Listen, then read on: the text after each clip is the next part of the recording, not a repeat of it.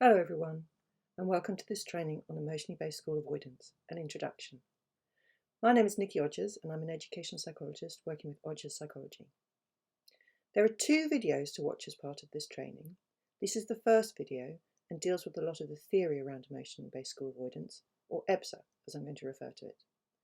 The second video suggests a 5-stage approach for how schools can support children and young people with EBSA.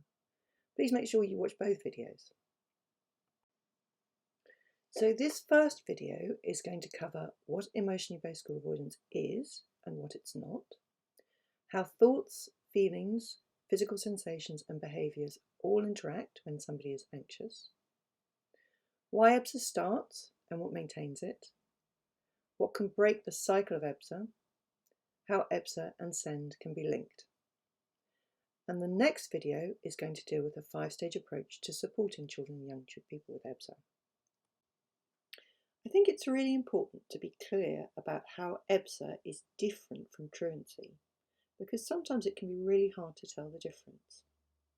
So EBSA is mostly characterised by severe emotional distress about attending school, and this can include really extreme feelings of anxiety and the physical symptoms of anxiety, such as feeling sick or feeling panicky, and may also include some really difficult and challenging behaviours when parents are encouraging their young child to attend school. So that might be running off or hitting out. In contrast, children or young people who truant, there's usually very little distress.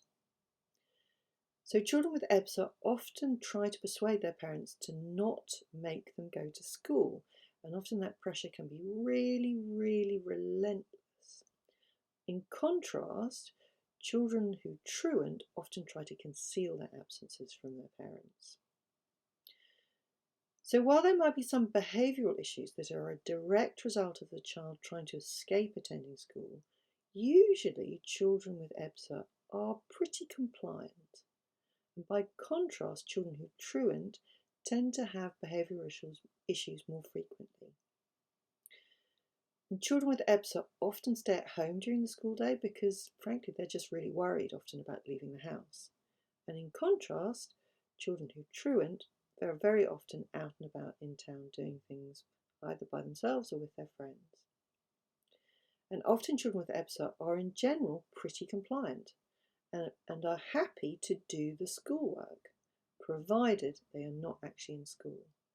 And in contrast, children who truant often lack interest in schoolwork. So this makes it sound really very simplistic, and it's really obvious what the differences are. But in reality, as I'm sure you all know, sometimes it can be quite tricky to unpick exactly what's going on. It's also important to note that EBSA can be experienced by children or young people who are still attending school. They can still have all the intense emotional distress, but because they are well supported by schools and parents, they are able to attend.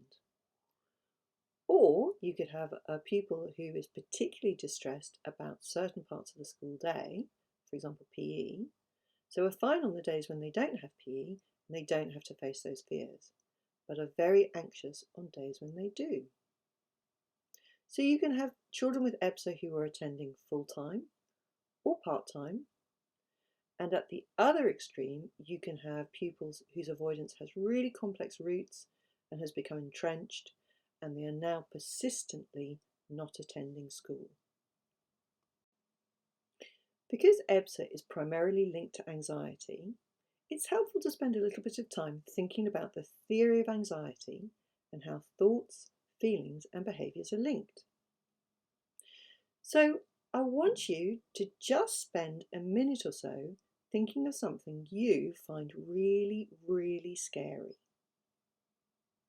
What thoughts do you have about that scary thing? What does it feel like in your body when you're thinking about the thing you're really worried about? What words would you use to describe that feeling? A little bit anxious? Petrified? Total panic? And how do you behave in relation to the thing that you find scary? Take a minute to think about those things, to stop your video, and when you're ready, you can start your video again. So what's important to realise is that our thoughts, feelings, behaviours and bodily sensations are all linked together. So for me, I'm frightened of parachute jumps. I think parachuting is ridiculously dangerous, and if I did a parachute jump, I would stand a really high chance of dying. And if I try to imagine myself doing a parachute jump, I feel really sick and my heart starts to beat fast and I feel really panicky. So I avoid doing anything that takes me anywhere near parachutes. I don't even like watching people on the TV doing parachute jumps. But just imagine if I could change my thinking about parachute jumping. If I could change my thoughts so that I genuinely believed that while parachute jumping sounds scary, it's actually safer than driving, and I drive without any problems all the time. If I thought that, then what else might change? I might still feel a little bit panicky about parachute jumping, but not that extreme heart-thumping physical sensations that I do now. I might feel a little bit worried when I see parachutes coming down the sky, but not the total panic that I do now. I might even be tempted to have a go at doing a parachute jump one day. So everyone experiences anxiety, and often anxiety is a really healthy and helpful response to a situation. And people feel anxious when they believe they are under threat. And when someone thinks something bad is going to happen, their bodies release adrenaline, which helps them physically prepare to deal with the threat, either by running away or fighting. So that is the flight-fight response. And these chemicals cause physical sensations in your body, such as sweating, a dry mouth, fluttery tummy, a fast heartbeat. But sometimes we think situations are dangerous when they are not. But because we think we're in danger, our body still produces adrenaline. And we still feel those anxious sensations in our body. And when we do, it's really natural to want to avoid the triggering sensation. However, every time we avoid the thing that we're worried about, it reinforces the belief that we need to avoid it to make ourselves feel safe. And we don't get the chance to learn that we are able to cope or that the situation is not as bad as we think it will be. So when does EBSA happen? And what we have here is a key quote in Understanding EBSA by a researcher and writer called Thambiraja. And he says EBSA happens when stress exceeds support, when risks are greater than resilience, when pull factors for absence overcome the push factors that encourage attendance. So it's like a balancing act with stress on one side and support on the other. And if these things go out of balance, then you have a problem. So let's think about some of the risk factors that can stand behind a child developing EBSA. And when we think about risk factors, we need to think of them at the school, the family, and the child level. So when I talk about school risk factors, I'm talking about things like bullying, or the work not being matched to the child's current level of attainment. So SEND provision not being identified or an appropriate provision being put in place. We might be talking about transitions from secondary schools to secondary schools or to a new school, or even between school years. It could be difficulties with peer groups. It could be the child being asked to do activities that they can't manage, so for example performing in public or doing exams. It could be something around transport, getting to the school in the morning. It could be something just about the size of the school, so it's really big, it's really noisy, it's really chaotic, and that often happens when you have the move from primary school to secondary school. When we're looking at family factors, so family risk factors could be things around family separation, or bereavement or loss, or other mental health issues. And when we look at child factors, it could be things like children having anxious dispositions, could be that the child has autism, because that puts them at greatly increased risk for EBSA. A child could have social anxiety or separation anxiety. They could have some learning needs, they could have sensory needs, and they could be worried, for example, about parental well-being.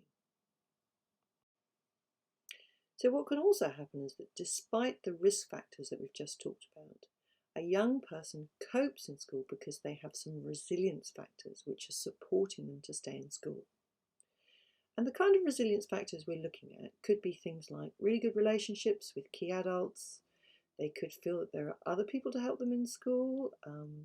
They could have supportive friendships. They could feel like they really belong within that environment. So school and family working together closely is another great support for that young person. Maybe they enjoy learning. Maybe they know what they want to do when they leave school. So they know that getting exams is going to help them along that route. SEND needs being really well met within school. That's also very supportive of them. When parents are very positive about schools, that helps. If the child wants to attend school, that is also super helpful. And often what you find is that children who have really extreme worries about attending school often really, really want to attend school. They just feel like they can't. Other resilience factors might be feeling really safe, both at home and at school, and also maybe feeling a real sense of belonging at school, that there are people there and they can be themselves and are accepted.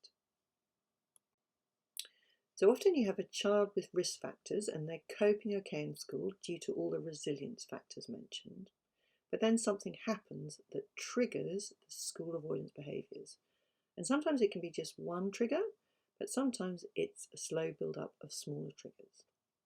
One of the most common triggers is transitions, and that can be a transition from year group to year group or from school to school, but also it can be coming back after the school holidays. Knowing that transitions are so important is great, because that means that you can preemptively put things in place to support children who are at risk. So preparing for transitions is really, really important. And if you're at primary school and you are worried or you think there's a possibility that a child moving up to secondary school develops EBSA, please tell the secondary schools that you think this child is going to be particularly at risk so that they can start to plan preemptively. So I've mentioned transitions is a really important aspect. Another really common trigger is bullying, but frankly it could be anything. Family bereavement, or breakdown, a fallout with friends, or exams.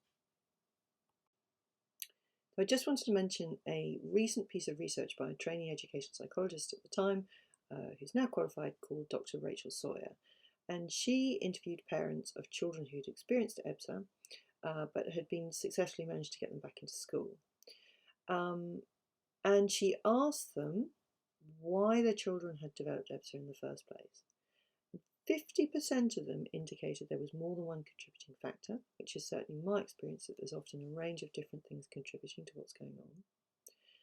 But these parents said that unmet special educational needs and lack of support for the school was the most common reason, along with mental health difficulties, why their children developed EBSA. 82% of parents reported their child had special educational needs. Most were autism or ADHD, but there were also some difficulties with specific learning difficulties or sleep.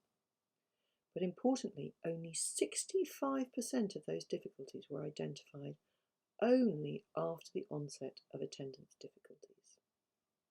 So if you have got a child who's experiencing emotional-based school avoidance, it's really important to look at them carefully and to think about whether there are any special educational needs that perhaps haven't yet been identified and perhaps you need to put in appropriate provision for. So children with autism are at particular risk of developing EBSA. So why is this? Well, we know that in general, people with autism have much higher levels of anxiety compared to the neurotypical population. So some studies have suggested that up to about 75% of people with autism have anxiety, and that's really high level. There also seems to be a little bit of research that's saying there's structural differences to the brain, and as a result of that, it means that people with autism are not so aware of their internal emotional states compared to neurotypical peers, and they don't have a good way of gauging how stressful something is. Consequently, they can have a really catastrophic emotional reaction at a relatively low threshold, pushing the panic button too quickly. So typically developing children recognise the signs of increasing anxiety much earlier and at a much less intense level, so are more easily able to manage their emotions. Again, children with autism often have a relatively small vocabulary to describe their emotions, and they may have difficulty telling a teacher how anxious they feel and why they're so anxious. In addition, they can often find the social world of school really confusing. They may not understand the nuances of what's going on in the playground or within their social groups. And again, some kids with autism can be a little bit quirky, and so that can make them vulnerable to bullying. They may not always understand these unwritten rules of social communication, but also they can become really distressed when they observe others breaking the explicit rules. Sometimes because they're quite black and white in their thinking, this can affect how they feel about their work, and they can sometimes have very perfectionist tendencies, which can be very distressing when they get things wrong. Change or transitions can be really tricky for them, so changes of staffing or changes of school routine during the day can make them feel very worried. And of course, moving from home to school and back again is a transition in itself. And throughout the day, children are asked to move on from one task to another, possibly before they're ready. And this is, of course, exacerbated in secondary school, where children are moving from teacher to teacher, classroom to classroom. In addition, kids with autism may have sensory needs that affect how they feel. Often they're really upset by lots of noise or busy places, sometimes smells, the feel of uniform, the glare of artificial lights. And again, this can be exacerbated when you go to secondary school, which are much busier, noisier and chaotic than often very soothing and calming primary schools. Children with autism, in addition, may have difficulties with communication, so they may not know how to start or maintain a conversation, and this can affect friendships, but also they may not know how to ask for help from adults. And also they may have some executive functioning difficulties that can make things like planning and organising their day difficult and stressful. And again, this is exacerbated when they move up to secondary school, where they're expected to take much more responsibility for things themselves than when they were in primary school. So when someone is anxious, their anxious thoughts, anxious feelings, anxious physical sensations and anxious behaviours can all help to maintain the anxiety. So let's look at this example here of a person who is worried about going to school. They might think, school is going to be terrible. No one's going to talk to me the whole day. I won't be able to cope without my mum. Once you start thinking those thoughts, then of course you don't want to go to school. Anyone would be worried if they had those thoughts. They might develop physical sensations such as sweaty hands, feeling sick, fast heartbeat when they think about going to school. And once you feel so terrible in your body, of course you want to stop these horrible feelings. They feel really, really bad and scary. And the feeling you might have then is this real total panic. And once you're in a total panic, of course you want this distressing emotions to stop. And in terms of the behaviour, what very often happens when people are anxious is they are desperate to avoid the thing that makes them anxious. So you might then have a young person begging their parents not to go into school, crying or possibly hitting out when they're delivered at school. Avoidance is really, really normal in anxious situations. And of course, if you can then avoid the thing that makes you feel worried, it's brilliant because the anxiety just stops straight away. So what tends to happen is when you have anxious thoughts, anxious physical sensations, anxious feelings, and anxious behaviours, which are avoidance, this pattern just carries on because they all develop a cycle that feeds into each other to maintain the anxiety. And without adaptations to reduce the distress, the cycle usually continues. So some children with EBSA don't manage to make it into school. So they have their anxious feelings about school, they have all these negative thoughts about schools and their ability to cope, and then they are desperate to avoid the situation that's invoking the anxiety. And if they do manage to avoid going to school, then they have an immediate reduction in their anxiety. However, what then happens is they never get the opportunity to learn that the thing they are worried about is generally not that bad, or that with support they could cope. But once they're not in school, then you have lots of additional things happen that also maintain the EBSA. So if they're not going to school, then they start falling behind in their work, and then the young person can start becoming worried about that. There can be changes to dynamics of friendship groups, and that can be really worrying for young people who are off school. Once they're at home, then they can start to engage in lots of pleasurable activities at home, low demand activities, So sometimes children start sleeping in, maybe they're not getting up until 11 or midday, spending a lot of their time gaming, really low demand things. So they're not the things that start the EBSA, but can once they become established, can help it to continue inadvertently.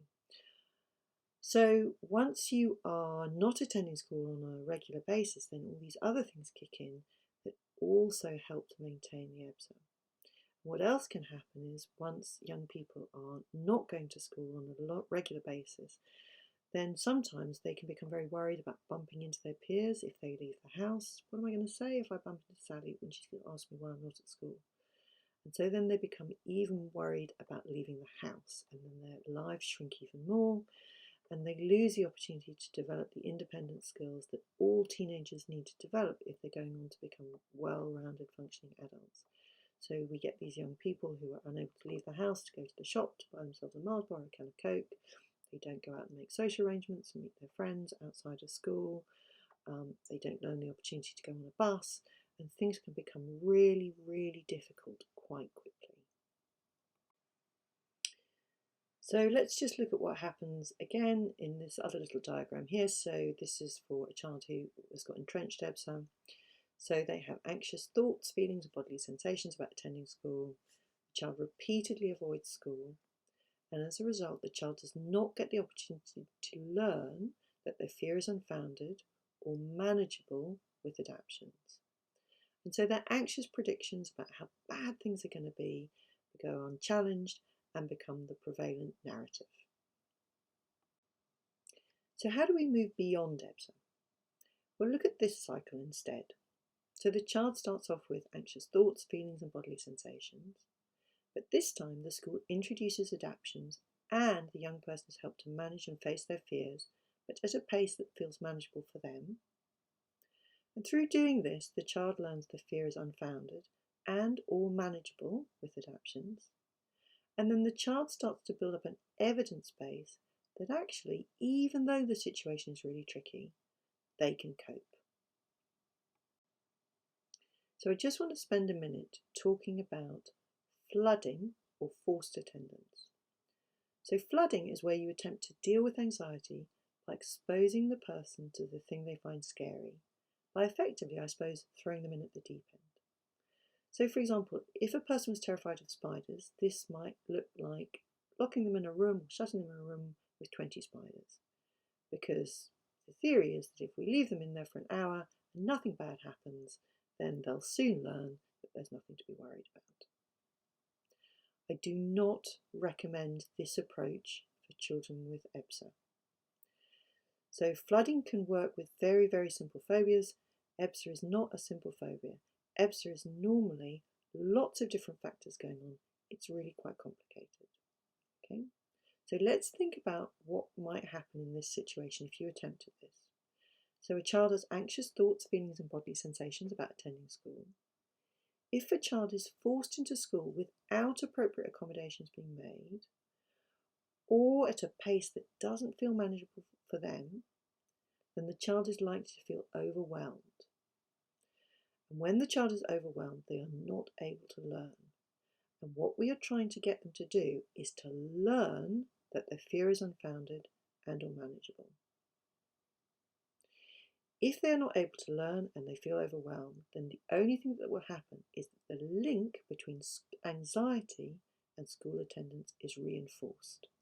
You will almost certainly end up making things worse. So there's a charity called Not Fine in School, and they did a survey of 1,600 parents in May 2018, and they asked if forcing their anxious child to go into school had actually helped to resolve the anxiety. 0.4% said it had helped, 5% said they thought it might have helped, 36% had said it had not helped, and 59% said they thought it had made things worse. So that's just worth bearing in mind. There are a couple of key documents that outline your responsibilities in terms of getting kids into school. So the first one is Working Together to Improve School Attendance, and that was published in May 2022. and that was for all children, but there's been a follow-up document which was published by the government in February 2023, and this is called a Summary of Responsibilities Where a Mental Health Issue is Affecting Attendance. And this is the key document for supporting kids with EBSA. As it said, this document applies to any pupils with SEMH issues affecting their attendance, not only those with a diagnosed mental disorder or a disability or special educational needs. So there are actually two documents that were published in February. So one is the guidance document, and then there's an additional one which gives examples of the ways schools have supported kids with EBSA. So let's have a look at what this document says about what the school's responsibility is. So the first thing it says are schools are not expected to diagnose mental health conditions or perform mental health interventions, but they are expected to work to ensure regular attendance for the school. And the school's role is to ensure the school is a calm, safe and supportive environment where all pupils want to be and are keen and ready to learn. And schools should do this through a whole school approach to pupil mental health and by developing a trusted relationship with parents, carers and families that involve them in the conversation about the school's ethos and emphasise the importance of supporting mental health and regular attendance. So the document goes on to say that anxiety around schools should be mitigated by schools creating a plan to implement reasonable adjustments. So the sort of reasonable adjustments they're talking about is a trusted adult checking on how the young person is feeling, quiet spaces at break times or lunch times, support to catch up on work missed. And as I said, there is an additional document issued also in February 2023 that gives you lots of examples about the reasonable adjustments that some schools have put in place. Schools are also expected to involve parents and carers from an early stage, and you need to make it clear that the aim of the plan is to maximise face-to-face attendance, so not online attendance, face-to-face attendance as much as possible. And the plan should have regular reviews points built into it, and it should be agreed by both school and parents in advance of implementation. So the document also talks about involving others where appropriate. So for example, if you need to, then you need to refer to external professionals. So for example, CAMs, educational psychologists, social care, counselling, school nurse. Again, where it's appropriate, professionals should join together to do cross-agency support. They talk about the need to refer on some parents who might need practical whole family support or early help support. So that's really important when you come across that. And also schools should inform the local authority where pupils are likely to miss more than 15 days and work with the family to provide educational provision whilst determining with the local authority whether alternative provision should be provided. Thank you for watching this video. Now you can move on to watch part 2, which suggests a 5-stage approach for how to support children and young people with EBSA. At the end of the second video, there's a QR code that you can scan to access the PowerPoints for both videos.